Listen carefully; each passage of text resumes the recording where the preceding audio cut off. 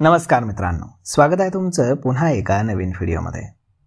मित्रांनो, अमेरिकेचे राष्ट्राध्यक्ष डोनाल्ड ट्रम्प यांनी लावलेले टॅरिफ आणि रशिया संदर्भातील अमेरिकेची आक्रमक भूमिका यामुळे वाढलेली अनिश्चितता आणि काही कंपन्यांचे पहिल्या तिमाहीतील कमजोर निकाल यामुळे विदेशी गुंतवणूकदार भारतीय शेअर बाजारातून पैसे काढून घेत आहेत। सेबीच्या रिपोर्टनुसार आर्थिक वर्ष 2024-25 यामध्ये विदेशी गुंतवणूकदारांनी भारताच्या इक्विटी सेगमेंटमधून 1,27,000 कोटी रुपयांचे शेअर्स विकलेले आहेत। आंतरराष्ट्रीय बाजारातील वाढत्या अस्थिरतेचा विदेशी गुंतवणूकदारांच्या मानसिकतेवरती परिणाम झाला आहे। रेसिप्रोकल टॅरिफमुळे तणाव वाढल्यानं अमेरिकेच्या बॉन्डमध्ये तेजी आली आहे, त्यामुळे शेअर बाजारातील गुंतवणूकदारांचा विश्वास हा कमी झाला आहे। भारतामध्ये शेअर बाजारामध्ये इक्विटीतून पैसे काढले तरी विदेशी गुंतवणूकदार डेट सेगमेंटमध्ये सक्रिय आहेत। या सेगमेंटमध्ये त्यांनी 1,40,000 कोटींची गुंतवणूक केलेली आहे। एका अभ्यासानुसार जुलैमध्ये विदेशी गुंतवणूकदारांनी IT, BSFI, रिअल्टी आणि ऑइल अँड गॅस या क्षेत्रातील विक्री वाढवलेली आहे।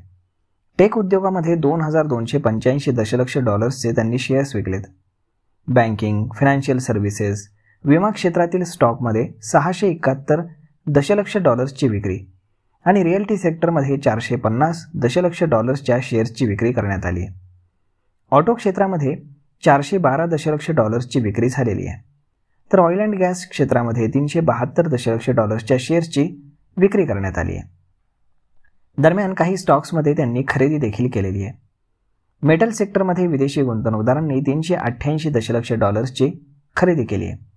सर्व्हिसेसमध्ये 347 दशलक्ष डॉलर्सची खरेदी केली आहे, तर FMCGमध्ये 175 दशलक्ष डॉलर, टेलिकॉममध्ये 169 दशलक्ष डॉलर आणि केमिकल क्षेत्रामध्ये 130 दशलक्ष डॉलरची खरेदी करण्यात आली आहे।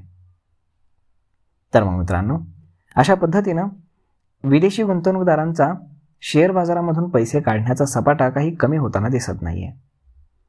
तर मग मित्रांनो, हा व्हिडिओ, ही माहिती तुम्हाला कशी वाटली हे तुम्ही आम्हाला कमेंट करून नक्कीच सांगा।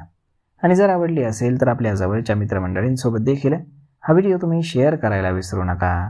धन्यवाद।